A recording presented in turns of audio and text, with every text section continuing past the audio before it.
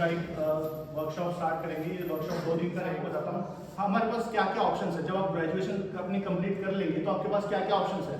या तो आप प्राइवेट जॉब देख सकते हो, प्राइवेट जॉब जो आप सॉफ्टवेयर डेवलपर QA BA जो ये सब प्राइवेट जॉब्स है। या आप गवर्नमेंट जॉब की तरफ जा सकते हो। गवर्नमेंट जॉब के भी बहुत सारे लोग एग्जाम की प्रिपरेशन करते हैं, गवर्नमेंट जॉब की भी तैयारी करते हैं, गवर्नमेंट जॉब की भी तरफ जाना प्रेफर करते हैं।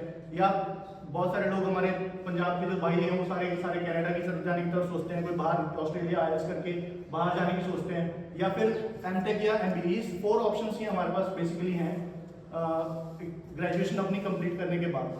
तो इन 4 ऑप्शंस में से कौन सा ऑप्शन हमारे लिए बेस्ट। गवर्नमेंट जॉब की तरफ हमें इसलिए नहीं जाना चाहिए क्योंकि लगभग 4-5 साल हम उसके लिए प्रिपरेशन करते हैं और हमारा जो प्रेशियस टाइम है यंग एज का, ये हमारा टाइम निकल जाता है। अभी बहुत कम चांसेस हैं हम उसमें सर्वाइव करेंगे या सक्सेसफुल होंगे क्योंकि कंपटीशन बहुत ज़्यादा है और जॉब गवर्नमेंट निकाल भी नहीं। इसके अलावा जो हमारे भाई जो कनाडा की तरफ या ऑस्ट्रेलिया की तरफ जाना चाहते हैं वो बेसिकली कनाडा और ऑस्ट्रेलिया क्यों जाते हैं, ताकि वो वहाँ पे बेटर अपॉर्चुनिटीज उनको मिले और वो बेसिकली डॉलर्स में अर्न कर सकें। तो अगर आप यहीं रह के डॉलर्स में अर्न कर सको तो बाहर जाने की आपको क्या जरूरत है। MBA और MTech हम इसलिए करते हैं ताकि हमें लगता है कि हमारा जो इस टाइम हमारे पास जो हमने डिग्री ले ली है उस डिग्री की ज़्यादा वैल्यू नहीं, और डिग्री ले लेनी चाहिए, तो उसकी कोई ज़रूरत नहीं है। बेसिकली ये गाइडेंस है जो हम दूसरों से लेते हैं, वो दूसरों से गाइडेंस ना लेके प्रोफेशनल से गाइडेंस अगर हम लें, जैसे हम स्किलेरा में या जोनिस्टेक में करियर काउंसलिंग भी करते हैं, तो हम प्रॉपर आपको गाइड कर सकते हैं कि आपको क्या करना चाहिए और कौन सा स्टेक और या कौन सा आप चीज़ फॉलो करके अपने जो आपने इन्वेस्ट किया है 4 साल में, जो फीस पे की है, उससे आप मैक्सिमम कैसे रिटेक कर सकते हो। इसका नाम है तनवा बख्शिश। इस गाय का नाम किसी ने इसको देखा है, कोई जानता है इसको? ये सिर्फ और सिर्फ 18 ईयर्स का है। 13 ईयर का जब ये था ये गूगल में प्लेस हो चुका था। इसका 66 लाख का पैकेज था जब ये 13 साल का था। तो जब ये गूगल में काम करने लग गया था 13 साल का, आपको पता है 10th पास करने के लिए भी एक एज की जरूरत पड़ती है, ठीक है। तो ना इसके पास 10th की कोई सर्टिफिकेट है, ना इसके पास 12th का सर्टिफिकेट है, ना इसके पास कोई ग्रेजुएशन सर्टिफिकेट है।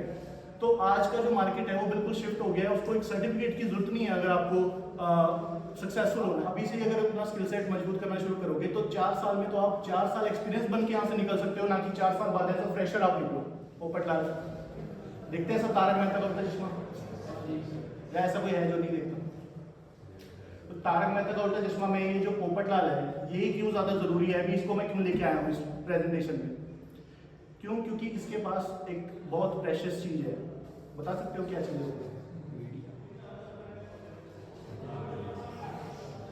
क्या चीज़ है इसके पास प्रेशियस? जो इसका छाता है वो बहुत ही प्रेशियस चीज़ है। अभी हम इस ऑडिटोरियम में इस क्लासरूम में बैठे हैं, मेरे को लगता है हमारे किसी के भी पास एक छतरी है, हम हमारे पास नहीं है, बट ये हमेशा वो छतरी को कैरी करता है। ये अपने छाते को हमेशा अपने पास रखता है। क्यों? क्योंकि इसका छाता इसका एज है।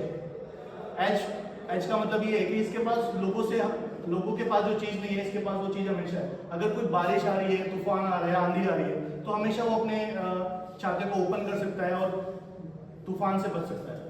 ऐसे ही जब हम अपना करियर को प्लान कर रहे हैं तो करियर को प्लान करते टाइम हमारे पास अपना एज क्या हो सकता है? वो एज आपका स्टैक हो सकता है। किस स्टैक में आपने अपनी ट्रेनिंग की है, जो फ्यूचरिस्टिक स्टैक है कि नहीं है। अगर वो फ्यूचरिस्टिक स्टैक में आपने ट्रेनिंग की है तो 15-20 साल तक आपको कोई प्रॉब्लम नहीं होने वाली। हम कोई अपना घर बनाते हैं तो बेस्ट से बेस्ट मटेरियल हम चूज़ करते हैं अपना घर बनाने के लिए। अच्छे से अच्छा हम सरिया यूज़ करते हैं, बेस्ट आर्किटेक्ट को हम हायर करते हैं, प्लानिंग करते हैं 2-3 महीने की कि हमें घर बनाना है, कितना उसमें बजट लगेगा, क्या होगा, कैसे हमें करना चाहिए। ये नहीं कि हमने रात को सोचा कैसे हमने घर बनाना है और सुबह बनाना शुरू कर दिया। ऐसे तो नहीं करता ना कोई। सब लोग प्लानिंग करते हैं ना अच्छे से। तो जब हम घर बनाते हैं तो जितनी प्लानिंग हम अपने घर बनाने में करते हैं, आपको नहीं लगता उतनी प्लानिंग हमें अपने करियर बनाने में भी करनी चाहिए? तो अपने आप से क्वेश्चन करो और फिर देखो कि कहाँ पे हमको ज़्यादा बेनिफिट है। मेरे हिसाब से तो आप अगर फुल स्टैक डेवलपमेंट के बारे में एज ए डेवलपर बनते हो, क्योंकि अभी आप एक कंप्यूटर साइंस के परसुइंग ग्रेजुएट्स हो, तो कंप्यूटर साइंस में आने का मतलब ये है कि आप सॉफ्टवेयर लाइन में काम करना चाहते हो। तो सॉफ्टवेयर लाइन में काम करना चाहते हो इसीलिए तो आप कंप्यूटर साइंस में आए हो।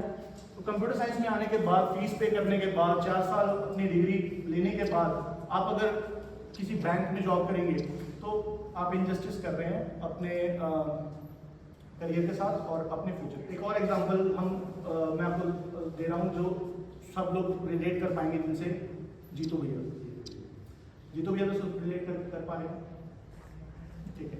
तो जीतू भैया ने हमें क्या सिखाया था, क्या मंत्र दिया था जीतू भैया ने, कोई बता सकता है? कोटा फैक्ट्री देखी है सबने?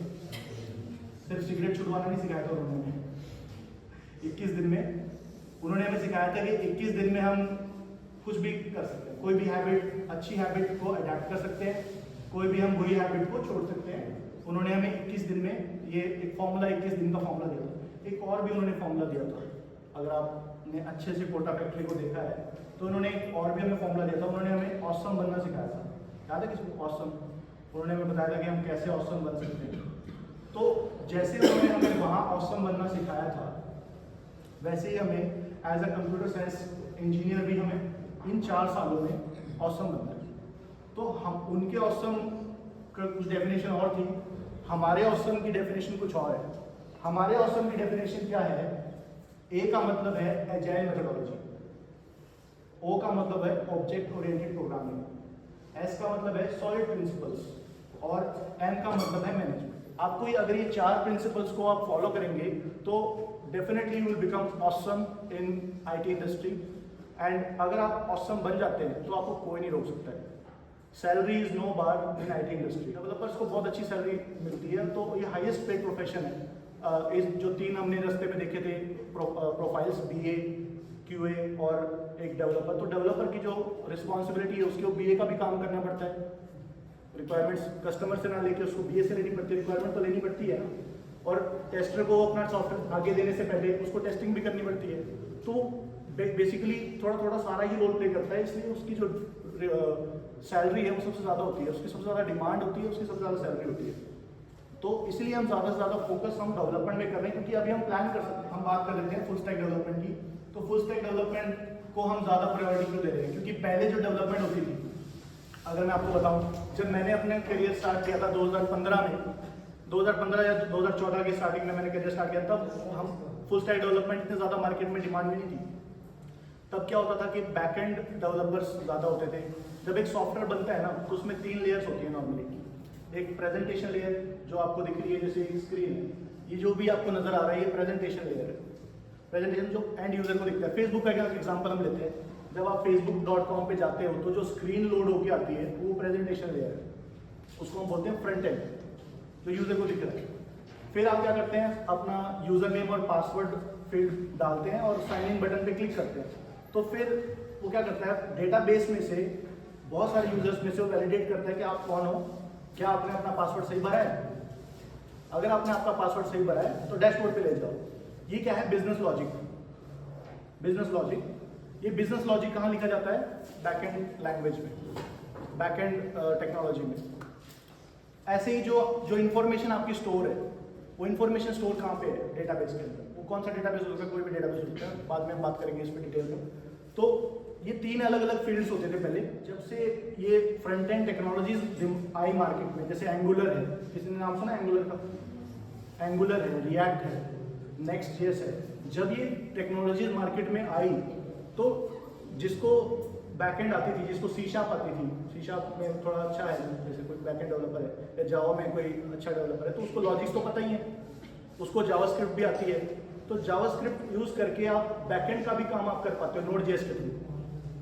तो बहुत इजीली अपने आप को स्विच कर पाया वो डेवलपर, और उसने कहा कि यार मैं तो फ्रंट एंड का भी कर लूंगा काम, क्योंकि मेरी टेक्नोलॉजी से सिमिलर मिलती टेक्नोलॉजी आ गई है ये, और सारा का सारा काम फ्रंट एंड है, मैं फ्रंट एंड का भी काम कर लूंगा। तो डेवलपर ने खुद इनिशिएटिव लेके फ्रंट एंड टेक्नोलॉजी भी सीखने लगा, जो बैक एंड डेवलपर। मैं let's suppose x amount salary लेता हूँ, अगर मैं थोड़ा सा अपने करियर को, अपने जो स्टैक को मैं ब्रशअप कर लूँ तो मेरी सैलरी सीधा 4x हो जाएगी।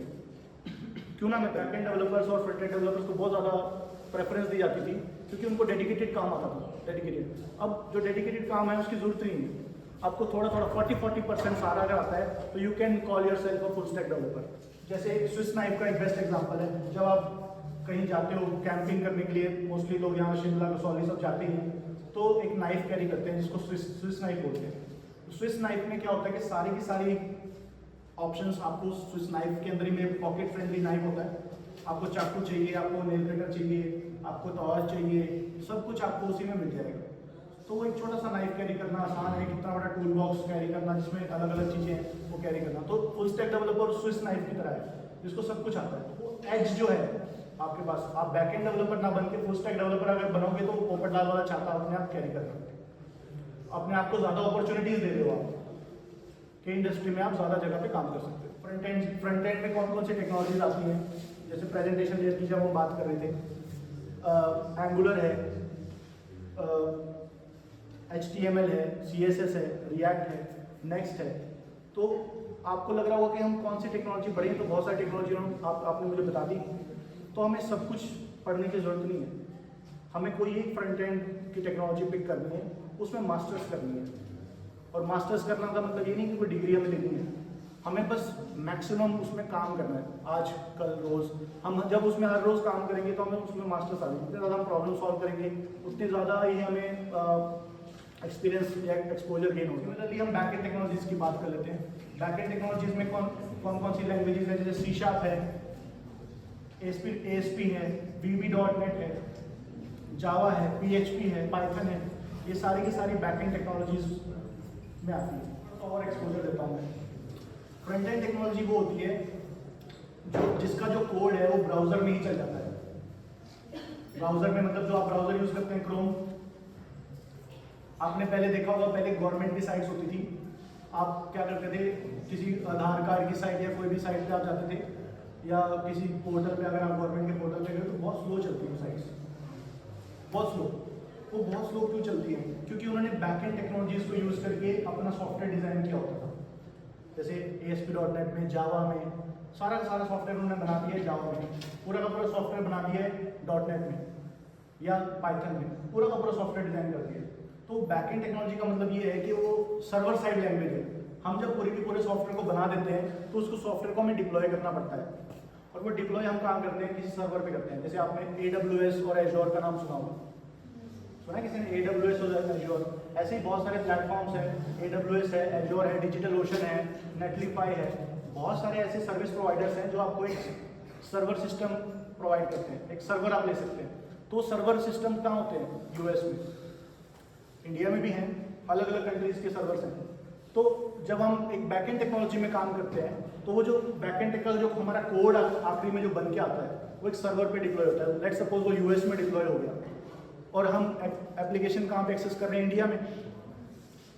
तो एक एक हम जब इवेंट परफॉर्म कर रहे हैं, जैसे हमने कोई लॉगिन पेज पे लॉगिन का बटन क्लिक किया तो US के सर्वर पे कॉल जाती है, यहाँ से US कॉल जाएगी, ऐसा नहीं है वो प्लेन से जाएगी, वो नेट से होता है, बट नेट की भी स्पीड का बहुत सारा फर्क पड़ जाता है।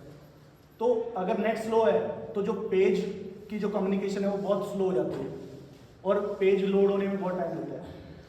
तो पहले बैकएंड टेक्नोलॉजी में काम होता था, अब फ्रंट एंड टेक्नोलॉजीज आने के बाद क्या हुआ, आधा काम बैकएंड में ही हुआ। जो प्रेजेंटेशन लेयर का काम था वो फ्रंट एंड में होने लगा, और फ्रंट एंड में होने का मतलब ये है कि ब्राउजर में ही होने लगा with help of JavaScript, TypeScript. तो क्या करते हैं, जो फ्रंट एंड का जो कोड होता है ना, प्रेजेंटेशन का कोड, एक ही बारी में डाउनलोड करके ब्राउजर में ले आते हैं। तो जो बटन क्लिक है, या बटन पे अगर आपने कोई वैलिडेशन परफॉर्म कराई, ईमेल आपने देखा हो, email is not correct, email is not in correct format, mobile number is not in correct format, ऐसे ऐसे 80% काम जो हम ब्राउजर में ही मैनेज कर सकते थे वो ब्राउजर में मैनेज कर लिए हमने। और वो सारा का सारा, अब आपने इंडिया में कोड चला रहे हो, वहाँ से सर्वर से कोड डाउनलोड होकर इंडिया में आ जाएगा और आपके ब्राउजर में आ गया। जैसे व्हाट्सएप ने क्या किया, आपके मोबाइल में इमेजेस स्टोर करनी शुरू कर दी, आपके मोबाइल में ही फोल्डर बनता है व्हाट्सएप का। स्नैपचैट ने भी ऐसा किया है, अगर आप कुछ करते हो, आपने एक मोबाइल में कोई इमेज है तो आपके लोकल डिवाइस पे या वो इमेज लोड करने लग गए हैं। तो क्यों? ताकि वो इजी एक्सेस मिल जाए और उनको वो इमेज रखने का कोई फायदा नहीं है। आप आपके ही डिवाइस में आपकी इमेज स्टोर कर दी है उन्होंने। ऐसे ही जो कोड था फ्रंट एंड का, जो 80% कोड तो हम यही कर सकते थे, वो हम पहले से सर्वर से फ्रंट ब्राउजर में ले आते हैं, ब्राउजर में ही वो चल रहा होता है, आपके सिस्टम में कहीं ना कहीं वो ब्राउजर में चल रहा होता है। तो वो बार बार जो कम्युनिकेशन इंडिया यूएस कम्युनिकेशन जो होती थी वो बंद हो गई, 80% कम्युनिकेशन हमने बंद कर दी। इसलिए हमारी एप्लीकेशन सब बहुत ज़्यादा फास्ट हो गई है, परफॉर्मेंस बहुत ज़्यादा हमें दिखने लगी है। कोई भी आप गवर्नमेंट की साइट्स पे अगर आप देखोगे ना, वो फट फट फट फट खुलने लगे। लास्ट में डेटाबेस की बात कर लेते हैं। डेटाबेस बेसिकली क्या होता है, डेटाबेस को स्टोर करने के लिए हम डेटाबेस यूज़ करते हैं। जैसे माइक्रोसॉफ्ट SQL सर्वर का तो मोस्टली लोगों ने नाम सुना होता है, जो एक स्ट्रक्चर्ड डेटा को स्टोर करता है। ऐसे ही NoSQL डेटाबेसेस भी होते हैं, जैसे PostgreSQL है, MongoDB है, कैसेंड्रा है, HBase है, ये सारे NoSQL डेटाबेसेस हैं जो कि आपको ऑप्शन देते हैं अनस्ट्रक्चर्ड डेटा या सेमी स्ट्रक्चर्ड डेटा को भी आप स्टोर कर सकते हो। इतने सारे डेटाबेसेस के नाम, इतने सारे बैकएंड टेक्नोलॉजीज के नाम, इतने सारे फ्रंट एंड के नाम, सब कुछ नहीं सीखना है। कोई एक फ्रंट एंड, कोई एक बैकएंड और कोई एक डेटाबेस आपको सीखना है, जिससे आप फुल स्टैक डेवलपर बन सकते हो। हमारे पास दो मेन स्टैक्स हैं जिनमें फुल स्टैक डेवलपमेंट होती है, जिसको हम बोलते हैं मीन स्टैक और एक मर्न स्टैक। कोई है जो फुल फॉर्म बताना चाहेगा मीन स्टैक की फुल फॉर्म या मर्न की क्या फुल फॉर्म होती है? हाँ please. M for node equal express A parameter M for node madam node equal express R for A M for node। Very good. तो अगर सुन नहीं पाए तो मैं आपको बताता हूँ।